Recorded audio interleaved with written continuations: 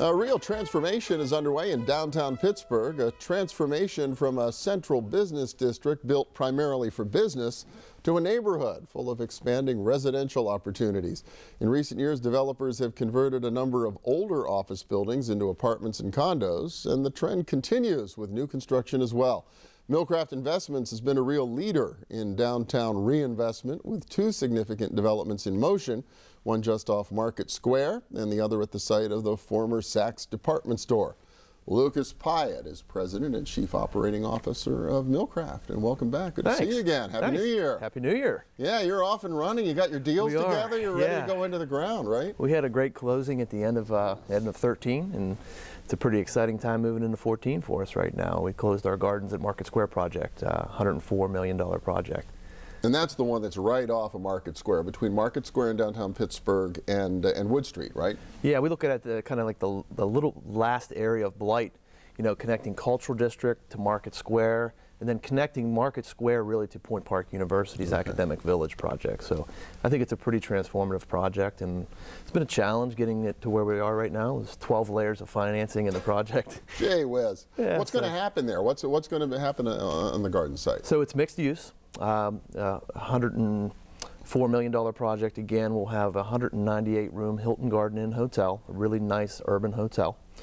We have 130,000 square feet of Class A+ office tower, a 330-car parking garage, and we have about 15,000 square feet of storefront retail.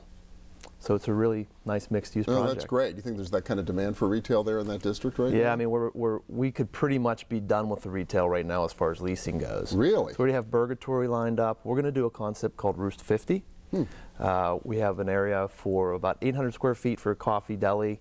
Then we have about 7,800 square feet left right now. We're being very picky about who that retailer is because we want to have the right mix. We want to continue on what has happened with the retail tenant mix on Market Square and really do the right thing. Well, and it's been transformative down there in the last 7 or 8 years on Market Square. Restaurants, and the amount of things that have happened, it's just been amazing to see. It really has.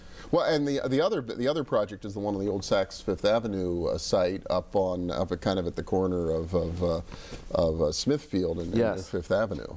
Well, Smithfield Street has such potential to be the transformative boulevard in downtown. That would be great to see because it's been a little struggling a little bit. It's a tough area right now. So you know we're looking at complete demolition of the old Saks department store. This is actually our 3rd department store. Really? Oh, that's true. You came in. It was the old Lazarus department. Lazarus, store, right? G.C. Murphy. Oh, I forgot about G.C. Murphy. Right. Yeah. That's Market Square Place, and now we're on to Saks. So we're partnering with McKnight Properties for that project. It's about a $35 million project ballpark. We have our bids coming in from our contractors on Tuesday, actually, pretty soon. And we're really excited to get started on that. We'll probably break ground on that project in March. That's an L-shaped lot, right? It fronts on both Fifth Avenue as well as Smithfield? Yeah, corner of Smith and Oliver, and Smithfield and Oliver, and Fifth Avenue as well. And it has 25,000 square feet of retail on the first floor. Then we have about 600 cars parking above that. And then we have a secondary phase, which will be a residential tower of about 100 units. Whether that's condos or apartments right now, we're kind of going through that process to see what shakes out as the best investment. But you're saying secondary phase, so you'll build the parking and the retail, get that done and up. Get that done, and then we'll probably just keep going and build the tower after. Okay. You're seeing that kind of demand still for residential in downtown? Yeah, residential is extremely strong. I mean, we just delivered the Riverview project, which is the old state building. It had 218. Right on Point State Park? Yeah, that had 218 units, and we have 1 unit available right now. That's all. So we're at 99% occupancy. Well, spectacular views from that building. Good views. But we like this quarter. You'd be looking over the newly renovated Mellon Square. Yeah, I guess Mellon Square, hopefully ready to go this spring. It'll be a nice new public space downtown. Absolutely. It's going to be a beautiful place to look over, and that'll be a nice addition to the Smithfield Street area. But right now we're weighing whether it makes sense to do condos and apartments. We do feel that both are very strong right now. We think there's probably some pent-up demand right now for condominiums in downtown. Well, it's been a while. It's all seemed to be apartment. What do you think's been driving that? There just hasn't been that much of a condo market. I think the market in general, just the fact that people wanted to try out downtown, make sure they were very comfortable with it before they made a real financial investment in downtown. And we're seeing people now, they love it. It has everything they need, and now they're probably wanting to invest and actually buy. I think with the tax abatement program that's in downtown and really The upside we're starting to see with condominiums, it's a really good time, I think, to move forward with a condominium project.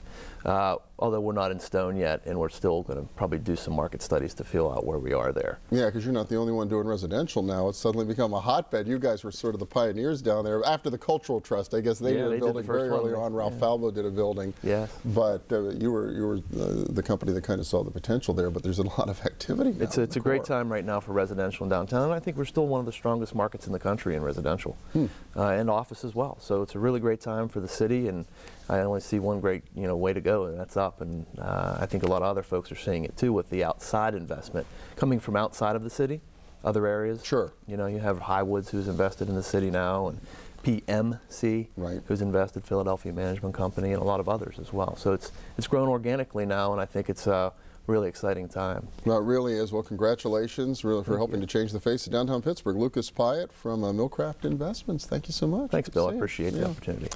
When we return, the Bloom Board. For many educators, it may become just as important as the blackboard and the whiteboard. And the company that created it is expanding to our region. Stay with us.